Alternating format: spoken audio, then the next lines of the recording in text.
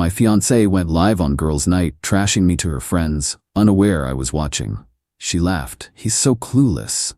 I replied in the live chat, am I? Then I ended the engagement publicly in the comments. She was panicking, trying to end the live stream as she realized what happened. I, 32M, am still kinda reeling, but also weirdly calm. Last night was supposed to be Rachel's 29F girls' night. We're getting married in 6 months. I was at home, scrolling through social media, bored. Her friend, Carolyn, who I've always found a bit much, went live. The title was Spilling Tea, Pre-Wedding Shenanigans. Curiosity killed the cat, right? I clicked, and there was Rachel, front and center. Glass of wine in hand, laughing her head off with Carolyn, and 2 other friends, Janet and Maria. At first, it was generic wedding stress stuff. Venue deposits, dress fittings. Then Carolyn nudged Rachel. So come on, how's Mr. Perfect really holding up with all this? Is he still doing that adorable, heavy sarcasm thing where he double-checks every spreadsheet? Rachel snorted. Oh my God, Patrick? He's so clueless. Thinks this whole wedding is just ticking boxes, budgets, timelines. He has no idea about the real stuff. Janet chimed in. Like how you're planning to re-educate him on home decor once you're married? Out with the bachelor pad beige. They all cackled. It got worse. Rachel, slurring slightly. Honestly, sometimes I think he's more in love with his job and his savings account than me. But it's fine, he's manageable. And he's got a good salary, so that'll fund the dream house, the dream vacations. Once I've trained him up a bit, obvious.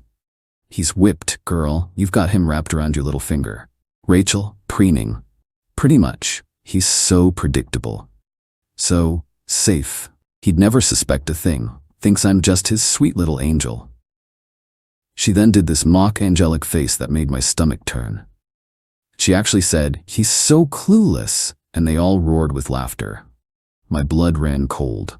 This wasn't just wedding stress banter. This was contempt. Calculating. My chest felt tight. I wasn't angry, not then. It was more like a switch flipped. That cold, clear, oh, this is what's happening feeling. I typed in the live chat under my actual account name, am I? The comments were flying by, but Carolyn saw it. Her eyes widened. Rachel, she muttered, pointing to the screen. Rachel leaned in, squinting. Her smile froze. Then, pure, unadulterated panic. Her face went white. Oh my God, Patrick! I typed again. Rachel, since you're sharing with everyone, let's be clear. The wedding is off. Engagement over. You can keep the dream house funded by someone else. Have a good night. She started fumbling with her phone, desperately trying to end the live. Her hands were shaking. Carolyn, stop it. End the stream. End it. The last thing I saw before it cut off was her face, a mask of horror, staring at her friends who looked equally stunned. My phone immediately started blowing up. Rachel, her mom, Carolyn. I ignored them, blocked Carolyn, turned off my phone, poured myself a stiff drink, sat there in the quiet. The ring, a custom piece we'd designed, felt heavy on my coffee table where I'd just placed it. 15 minutes later, my doorbell rang. Rachel, mascara streaking, looking like a mess. Her mom, Deborah, was with her, looking furious. Rachel, voice cracking, Patrick, please, it was a joke. Just stupid girl talk, it didn't mean anything. Deborah, stepping forward, young man, you have humiliated my daughter. Over a silly prank, you can't just call off a wedding in a comment section. I looked at Rachel. Was it a joke when you said I was clueless? Manageable? That my only value was my salary? No, I mean, yes, I said it, but it was the wine, and Carolyn egging me on. You know I love you. Me, calm? I don't think you do, Rachel. And I certainly don't love the person I just saw in that video. This is outrageous. We have deposits paid, guests invited. You are going to fix this, Patrick. Rachel is a good girl. She was just letting off steam. Deborah, with all due respect, your daughter publicly humiliated me and outlined her plans to use me. The only thing to fix is disentangling our lives. The wedding is off. That's final. Rachel started sobbing. My dress, the venue, my friends all saw. You've ruined everything. Me? You did that, Rachel, when you decided to broadcast your true feelings to the world. I told them to leave. Deborah kept screeching about money and reputation. Rachel just cried. Eventually they left. My phone is still going wild. Texts from her friends, some angry, some confused. I don't feel much, just empty and weirdly resolved. I need to call my lawyer tomorrow, and the venue, and everyone else. This is going to be a mess. But better a mess now than a disaster of a marriage. Update 1. Wow. What a fortnight. Thanks for all the messages, dude. Most of you get it. Some of you think I was harsh. Fair enough, but you weren't on the other side of that screen. So the fallout.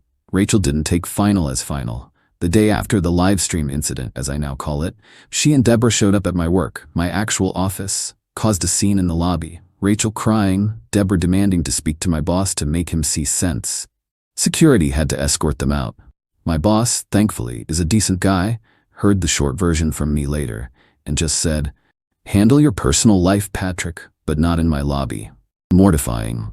Then came the demands. Through her newly acquired lawyer, a Mr. Samuel, apparently, I owed her for emotional distress and public humiliation, and for all non-refundable wedding expenses. The sheer audacity. Mr. Samuel sent a letter demanding I pay her $10,000 for the deposits she, her parents mostly, and some of my contributions paid, plus an additional $5,000 for her suffering.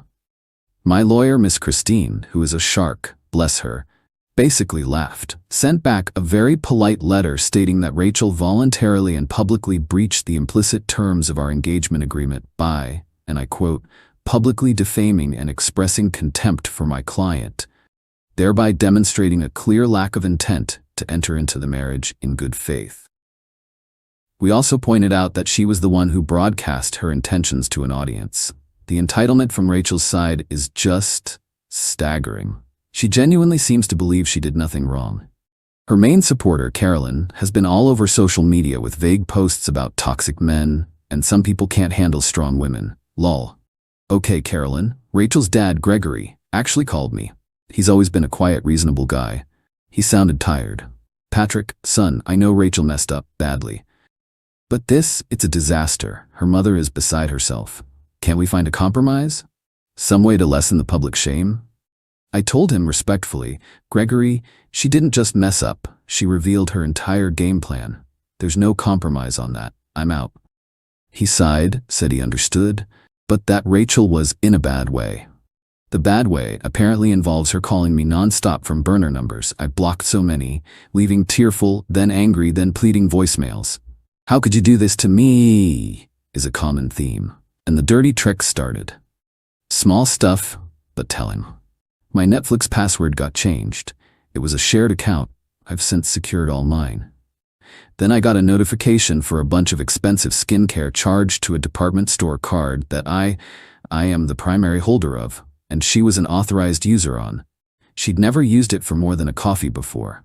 I'd forgotten about that one in my initial sweep.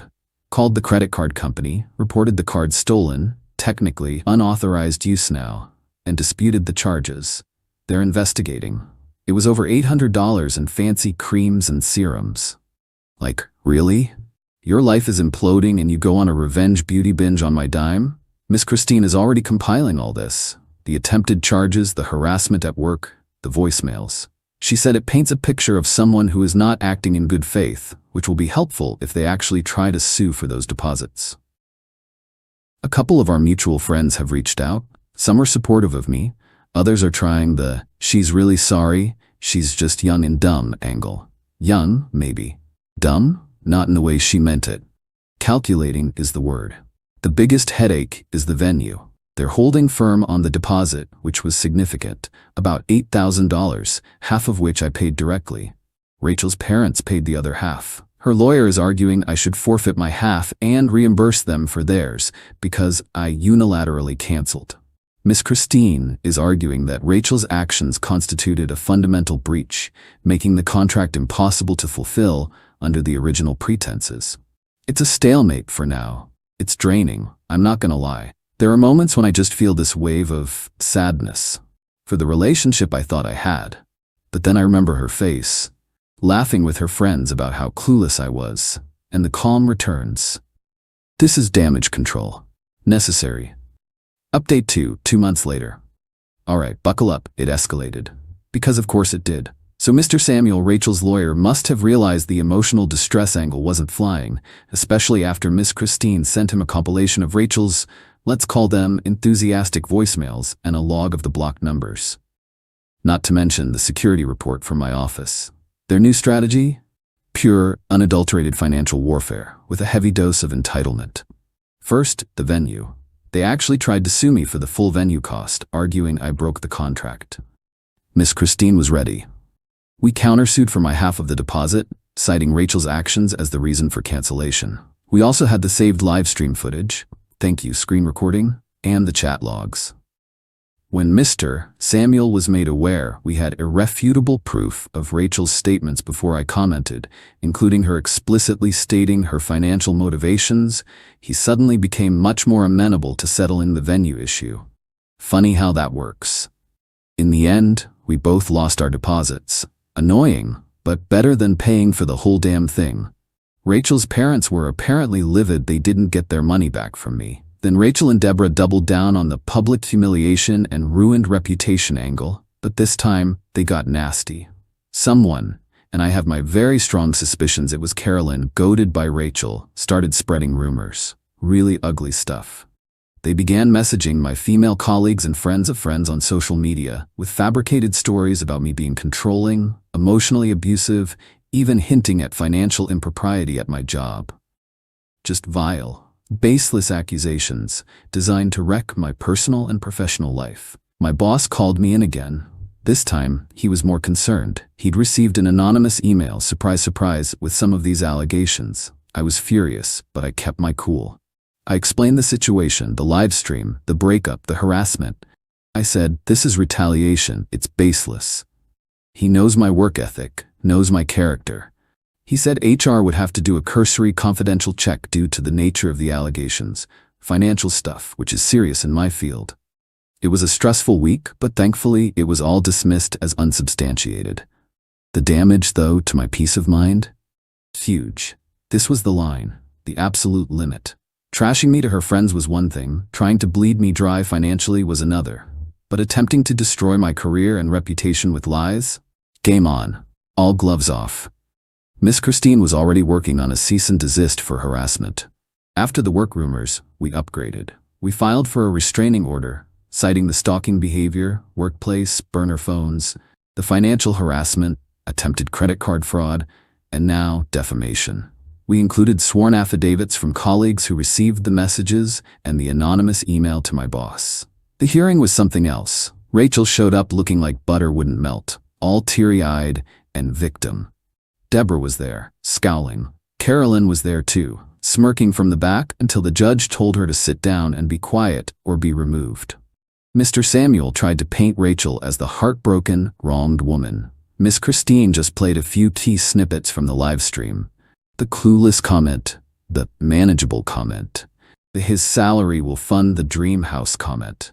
Then she presented the evidence of the workplace harassment, the attempted credit card fraud, the sheer volume of calls from blocked numbers. When Miss Christine brought up the anonymous emails and messages to my colleagues, Rachel actually whispered, "Carolyn, you weren't supposed to," loud enough for our side to hear. Mr. Samuel looked like he wanted the ground to swallow him. The judge was not impressed with Rachel at all. He lectured her about accountability and the seriousness of making false allegations. He granted the restraining order. Rachel has to stay 100 yards away from me, my home, and my workplace. No contact, direct or indirect. That means no more calls, no texts, no social media messages, and critically, no getting her friends to do her dirty work. Carolyn looked like she'd swallowed a wasp when that part was read out. The look on Rachel's face when the restraining order was granted? Pure shock. Like she genuinely couldn't believe there were consequences. Deborah was sputtering about appealing. As for the revenge part, it wasn't about theatrics, it was about precision. The live stream. That video is saved, backed up in multiple locations. It's a permanent reminder of what she did, and an instant credibility killer for any victim narrative she tries to spin. Financial cutoff. Beyond the initial card cancellations, I made sure every single financial entanglement was severed. Any joint bills were switched to my name and her access removed, or vice versa if it was predominantly hers. She wanted to be independent? Granted. Legal shield. The restraining order is ironclad. Any attempt to harass me now has immediate legal repercussions.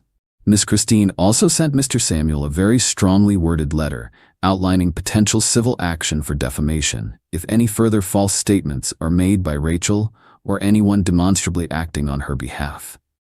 We named Carolyn specifically as a person of interest in that letter regarding the rumor spreading. Heard through the grapevine, Carolyn is now terrified of being sued. Social circle cleanup. The friends who tried to defend her or pressure me, politely but firmly cut off. I don't need that kind of judgment or flying monkey behavior in my life. The ones who supported me? They're gold. The aftermath? Rachel is apparently a mess. Her parents are furious with her for the legal costs and the restraining order, which is now a public record. The dream wedding savings are gone, eaten up by lawyers and lost deposits. Heard she had to move back in with her parents because her part-time job doesn't cover her lifestyle, especially now that my clueless salary isn't in the picture. There was no dramatic, "I hope you learned your lesson" speech from me. Just the cold, hard reality of her actions hitting her. Orchestrated by the legal system she inadvertently invoked. She wanted to play games. She found out I knew the rules better. I'm not happy about this. There's a lingering bitterness, but there's also peace. The constant barrage has stopped. I can breathe. I'm focusing on my work, my real friends, and rebuilding. It'll take time to trust someone like that again, but that's a problem for future Patrick. Present Patrick is just glad the circus has finally left town, even if I had to legally compel them to pack their tents. She thought I was clueless. Turns out she was the one who had no idea what she was getting herself into.